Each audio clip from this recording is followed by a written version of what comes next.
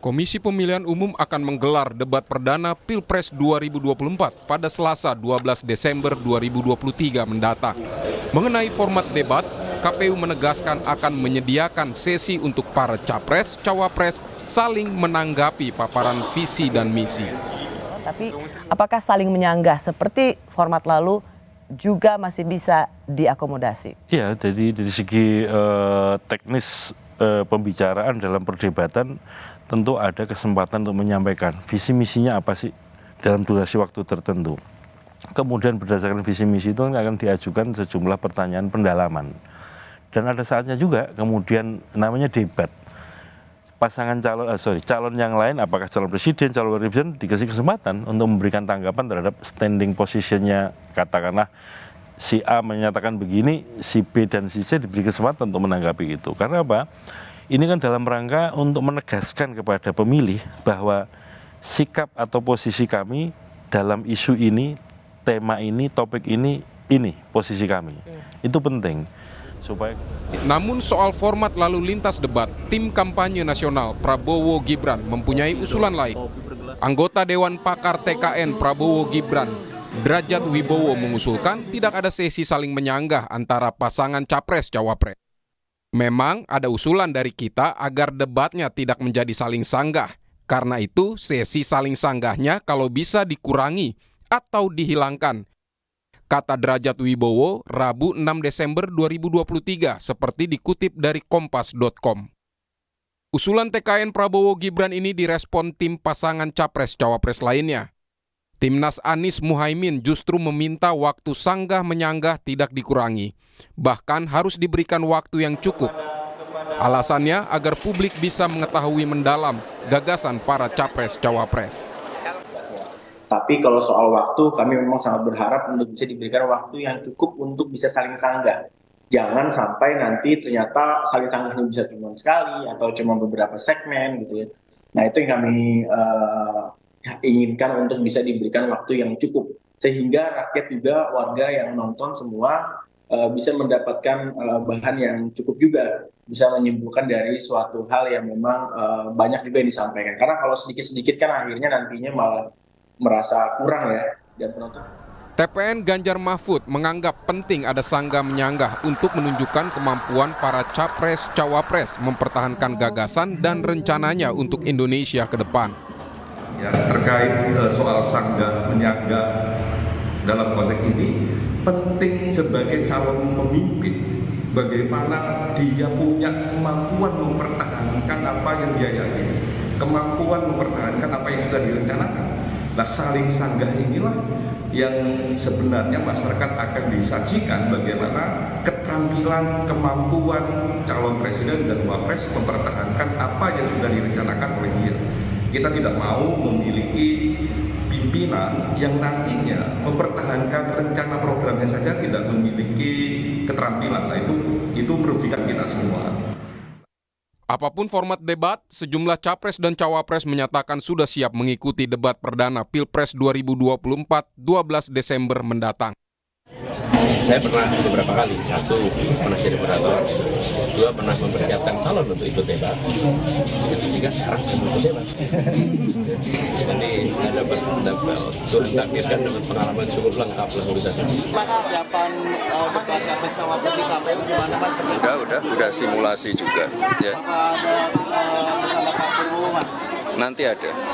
Silakan diatur debatnya dengan baik. Silakan nanti kewenangan mereka yang ngatur. Kami siap main dengan cara apapun.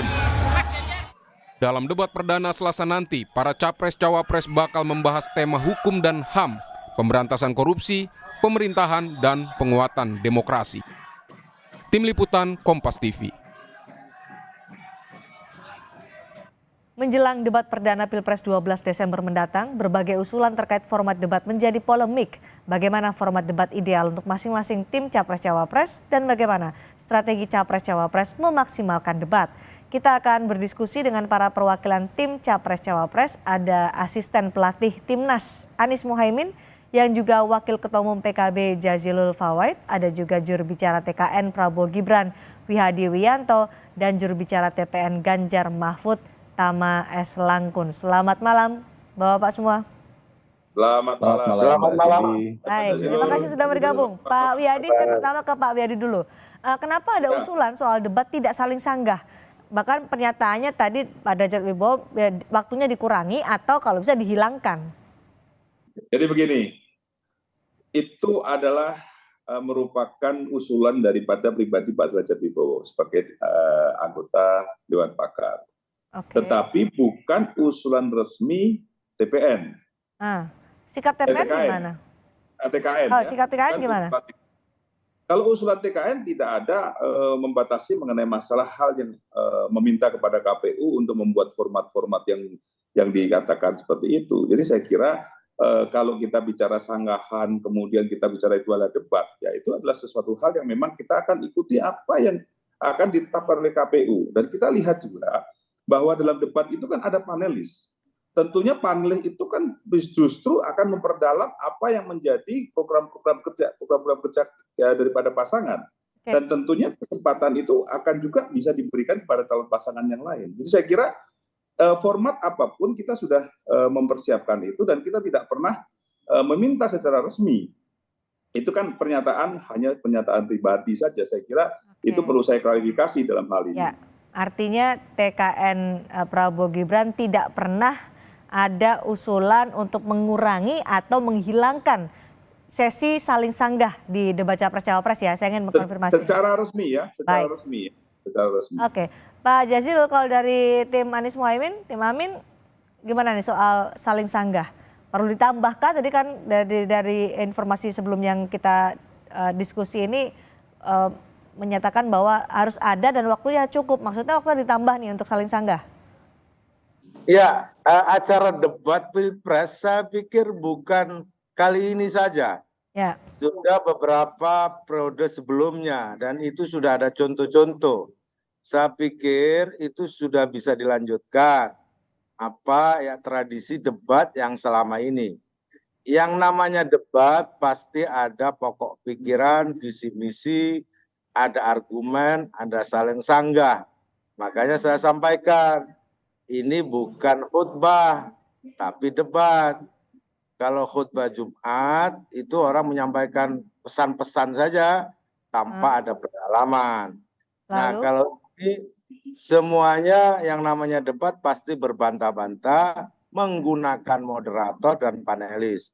Namun sekali lagi, dari pasangan Anies Gus Muhaimin ini memasrahkan sepenuhnya kepada KPU untuk menyelenggarakan debat karena itu mandatnya ada di KPU. Tapi ingat, debat yang bermutu, debat yang berkualitas. Biasanya itu ada di tangan pertanyaan yang akan disampaikan panelis dan sanggahan. Makanya kami mohon moderator dan panelisnya jangan diatur-atur, biarlah KPU yang mengatur. Jangan juga dibocor-bocorkan supaya tidak ada intervensi dari masing-masing paslon. Nah, kita lihat track record yang ada. Kalau untuk pasangan Amin, debat itu sesuatu yang biasa sudah. Dan masyarakat sudah tahu. Kemarin kan sempat jadi polemik ketika debat Cawapres itu diisukan ditiadakan. Inginnya seperti debat pada pemilu-pemilu yang sudah atau sudah berlalu. Kalau menurut Anda Pak Jazilul, apakah debat tahun 2019 itu sudah ideal untuk diadopsi lagi di 2024 atau perlu disempurnakan? Saya pikir soal ideal dan tidak ideal semua kembali pada publik. Tetapi apa yang sudah dilakukan menurut standar debat itu sudah cukup. Tapi yang perlu saya ingatkan sekali lagi agar moderator, panelis, itu betul-betul KPU memilih orang-orang yang independen sekaligus cerdas. Jangan kemudian debatnya itu debat yang umum-umum saja. Pertanyaan-pertanyaan yang masyarakat sudah tahu. Menurut saya yang lebih menukik. Makanya cari orang-orang atau panelis yang memang pikirannya kritis. Baik. Tadi sudah disampaikan juga. Mas Tama, kalau tadi Pak Jazilul menyatakan debat ya memang saling sanggah. Nah, kalau Anda dari TPN Ganjar Mahfud, debat idealnya bagaimana? Setuju dengan yang disampaikan Pak Jazilul ya. Artinya memang tetap harus ada saling sanggah, Mbak Cindy. Dan memang di pembicaraan terakhir, di rapat terakhir pun juga saya terinformasi dari rekan-rekan yang hadir di KPU memang tetap ada akan saling sanggah. Jadi memang itu tetap ada dan mudah-mudahan itu tidak berubah pada pembahasan selanjutnya. Jadi memang ini tetap yang sesuatu yang kita harapkan karena dalam konteks perdebatan ini menjadi sangat penting begitu karena publik tentu sudah melihat rekam jejak masing-masing paslon, publik juga sudah membaca apa isi dari visi misi masing-masing paslon, publik juga udah tahu apa yang kemudian disampaikan oleh para juru bicaranya. Tetapi tentu publik juga harus menyaksikan secara langsung ketika yang namanya visi misi yang mereka sampaikan itu diuji di ruang publik dan saling menguji di antara mereka itu juga menjadi penting. Jadi kita juga tahu siapa yang kita pilih. Nah ini yang menurut saya penting dan tidak boleh dihilangkan. Jadi ini akan ada pembahasan selanjutnya dan mudah-mudahan pesan saya tetap tidak berubah dan kita tetap merujuk bahwa ketika ada perdebatan itu harus ada saling sanggah di antara mereka. Oke, kalau tadi bahasanya Pak Jazilul ini debat bukan khutbah. Bagaimana kalau menurut Anda Mas Tama supaya debat ini tidak hanya sebagai formalitas, hanya satu arah saja? Ya, betul. Ya setuju. Tadi makanya kemudian kalau kita bicara soal alur debat di pembicaraan terakhir itu kan juga dia sebutkan bahwa ada tahapan pendalaman visi misi, ada kemudian selain ada tahapan pendalaman visi misi itu juga ada tanya jawab dan sanggahan. Nah itu ada 2 sesi di poin keempat, poin kelima itu isinya tanya jawab dan sanggahan. Nah itu juga sudah dituangkan dalam rapat terakhir. Jadi memang itu menjadi penting. Nah ke depan tentu saja hal-hal yang sifatnya seperti follow up question itu juga menjadi penting. Jadi ada pertanyaan lanjutan ketika kemudian ada statement yang disampaikan, ada sanggahan yang disampaikan, sehingga apa yang disampaikan bukan cuma tadi betul kalau kemudian menggunakan frasa khutbah itu kemudian kita bisa juga dengar dari publik, tahu dari publik. Nah, tapi kemudian kalau bicara soal debat yang saling mendalami, ada follow up question di sana itu menjadi penting. Baik. Karena kalau cuma sekedar statement yang disiapkan tanpa ada perkembangan dan diuji dengan hal-hal yang sifatnya faktual, tentu saja visi misi itu akan kehilangan makna, Mbak Siti. Oke, baik, ini kurang beberapa hari lagi menjelang debat perdana untuk Pilpres 2024 ini. Sudah siap dengan strateginya, Pak Wihadi? Saya kira kita sudah siap karena bagaimanapun juga Pak Prabowo ini kan sudah berpengalaman debat presiden. Kan bukan hanya kali ini saja. Jadi mohon maaf kalau yang namanya calon-calon yang lain mungkin belum pernah debat presiden kan. Nah Pak Prabowo ini udah berkali-kali debat presiden. Jadi saya kira tidak ada masalah yang Kalau Gibran gimana? Karena kan dia paling muda nih Pak Wihadi. Ya kalau Gibran kan juga pernah debat juga waktu jadi wali kota, walaupun tidak dengan presiden, sama dengan mungkin dengan Pak Anies dan selama dengan Pak. Tapi saya kira ini sesuatu hal yang bukan menjadi masalah yang harus kita permasalahkan bahwa kita akan merubah atau apa, tidak ada. Bahwa kita di sini bahwa apa yang ditentukan oleh KPU, apa yang menjadi arahan daripada KPU itu kita sudah langsung kita akan siapkan dengan matang. Karena bagaimanapun juga kita ini tim TKN itu memang sudah mempersiapkan apa yang menjadi materi-materi debat yang harus dipersiapkan nanti pada hari Selasa. Dan saya kira kita ini setuju aja karena bagaimanapun juga bagaimana dulu debatnya Pak Jokowi dengan Pak Prabowo, bagaimana 2014, 2019 itu ada suatu pengalaman yang memang debat dan saling challenge pada saat itu. Tapi diingat bahwa itu tadi bahwa saling sanggah ini karena ini bertiga jangan sampai ini menjadi debat kusir. Nah inilah yang namanya panelis, yang namanya moderator, bagaimana bisa melihat ini sudah mengarah kepada apakah menjadi suatu debat yang hanya menjadi debat kusir yang tidak menjadi sesuatu hal yang mendidik. Nah ini adalah suatu tugas kita bersama, tugas daripada moderator, tugas daripada panelis. Jadi saya kira apapun persiapannya kita sudah lebih siap kita dalam hal ini karena Pak Prabowo waktu 2009 dengan Bu Mega juga sudah dengan Pak Wihadi, tapi Gibran juga bilang ada simulasi-simulasi nih untuk menghadapi debat nanti. Seperti apa sih yang dilakukan untuk persiapan simulasi itu? Ya kita kan bagaimanapun juga apa yang sudah pernah disampaikan Pak Prabowo itu bahwa pada saat kemarin dengan debat-debat tentunya kita sudah melakukan adanya suatu simulasi. Tentu dalam hal ini adalah pertanyaan-pertanyaan, kemungkinan pertanyaan, tentunya ada sesuatu hal yang lumrah. Kita seperti kita kalau ujian lah. Kalau ujian kan kita mesti harus tahu kisi-kisinya seperti apa. Terus kemudian kita mesti harus melihat arahnya suatu permasalahan sekarang ini masalah politik seperti apa, permasalahan hukum seperti apa. Nah ini kan ada suatu simulasi.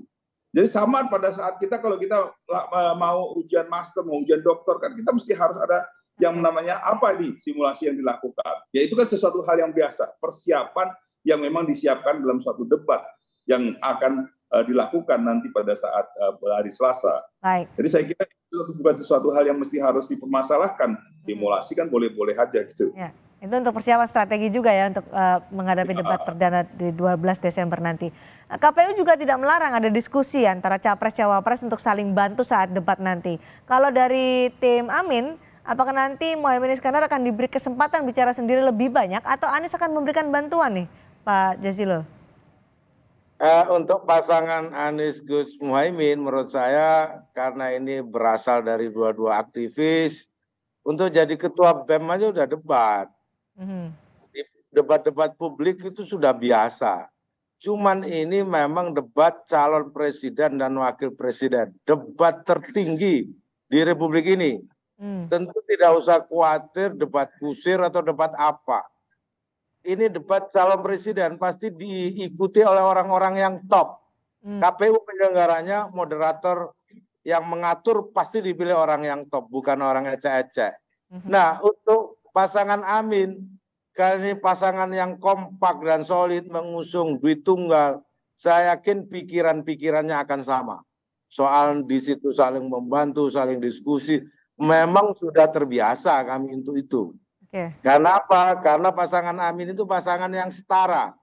Setara umur, setara dari sisi karir, bukan dadakan, bukan juga instan. Ini memang pemimpin sejak mahasiswa sampai hari ini gitu. Baik. Dan Pak Anies selalu menang. Jarang nggak pernah kalah. Jadi pede ini nanti debat perdana nih. Pasti karena debat ini. Mas Tama. Menurut Amin ini momen untuk menyampaikan pesan yang kuat ke publik. Nah, tuh rivalnya sudah sangat siap nanti Pak Widadi saya tanyakan, saya juga ke Mas Tama dulu soal ini. Menghadapi debat berikutnya, saling bantu atau saling mengisi antara Ganjar Mahfud? Ya, kalau kita lihat paslon yang kami punya itu adalah pasangan yang komplit, Mbak Cindy. Jadi satu-satunya kepala daerah yang selesai. Bukan dia berhenti karena masalah perubahan regulasi, dia full menjalani masa jabatan sebagai kepala daerah, dan kemudian pengalaman sebagai anggota legislatif, dan yang satunya, dia ada posisi sebagai Menko Polhukam, pernah menjadi ketua MK, dan pernah juga jadi anggota legislatif. Jadi menurut saya ini pasangan paling paripurna. Jadi kalau bicara soal perdebatan itu sebetulnya bicara soal keseharian mereka. Mereka siap debat dengan siapapun, kapanpun, dimanapun, dan tidak akan mungkin lari daripada pertempuran. Ini yang kemudian paslon kami miliki. Jadi tentu saja kita juga berada dalam posisi yang sangat-sangat optimis. Meskipun demikian, tentu saja Mbak Cindy dan rekan-rekan yang lainnya sebagai paslon, tentu kedua paslon kami juga orang-orang yang tetap menerima masukan dari masyarakat, input dari publik, karena dari sanalah kemudian harapan itu mengalir kepada paslon kami. Baik, pasangan calon nomor urut 1 setara, nomor urut 2 pengalaman, nomor urut 3 lengkap, komplit. Semua masing-masing punya jargon dan punya optimisme untuk bisa unggul dalam debat perdana 12 Desember 2023. Kan ini kurang beberapa hari lagi. Apakah dari masing-masing tim saya sudah mendapatkan rilis secara resmi dari KPU format debat pada debat perdana nanti, Pak Jazilul? Setahu saya sudah dalam kisi-kisi, tetapi kan format itu hanya menyangkut format sudah. Jadi 5 kali debat, debat capres 3 kali dan cawapres 2 kali. Nah, menurut yang tadi soal teknis yang seperti saya sampaikan tadi, kita berikan kepercayaan kepada KPU secara independen untuk mengatur debat yang bermutu. Jangan ada giring-menggiring, gitu aja. Baik, kalau dari Pak Wiyadi? Ya, kalau mengenai teknis daripada format itu belum, tetapi kalau mengenai masalah jadwal dan jadwal yang jadwal debat itu sudah ada yang seperti disampaikan oleh Mas Jazilul. Jadi saya kira apapun yang menjadi keputusan KPU saya kira Salah, saya katakan dari awal kan seperti itu. Jadi saya kira ini sesuatu hal yang bukan harus dipermasalahkan. Kita sudah siap dengan format apapun yang ditetapkan KPU. Mas Tama. Ya, tentu tadi ya, kalau untuk yang sifatnya umum, kemudian dia substansi, memang sudah diputuskan dan kita juga sudah tahu seperti apa formatnya. Namun memang yang usulan teknis masih harus diskusi lagi. Seingat saya masih harus ada pertemuan lagi untuk bicara soal teknis. Tapi Mbak Cindy, apapun itu tentu kami dalam posisi yang siap, kita serahkan semuanya kepada KPU, dan yang paling penting adalah momen debat ini dimaksimalkan sebaik-baiknya untuk menyampaikan gagasan mereka kepada masyarakat. Oke. Baik, semua sudah siap, semua optimistis nanti menghadapi debat perdana Pilpres 2024 di tanggal 12 Desember 2023. Masyarakat tentu ingin mendengar apa yang menjadi ide dan gagasan dari calon pemimpin Indonesia kelak. Terima kasih Pak Jazilul, terima kasih Pak Wiyadi, terima kasih juga Mas Tama. Oke, sama-sama.